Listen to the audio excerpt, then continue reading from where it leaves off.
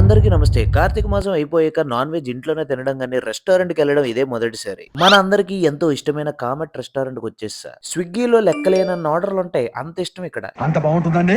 బాగుంటుంది సార్, బ్రహ్మాండంగా ఉంటుందండి.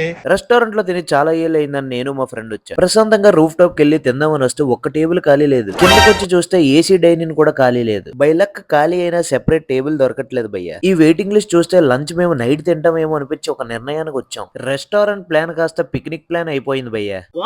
నైస్ గా నచ్చిన ఐటమ్స్ ఆర్డర్ చేసుకుని రుషికొండ బయలుదేరాం. దారిలో కొన్ని కావాల్సిన ఐటమ్స్ కూడా కొనేసాం. ఒక ఇంపార్టెంట్ విషయం అడగాలి.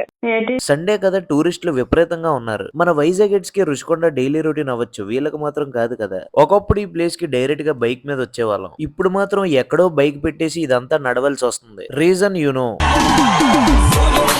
ప్రశాంతంగా ఆ హట్స్ కిందన కూర్చొని బీచ్ వ్యూను చూస్తూ లంచ్ ఎంజాయ్ చేద్దాం.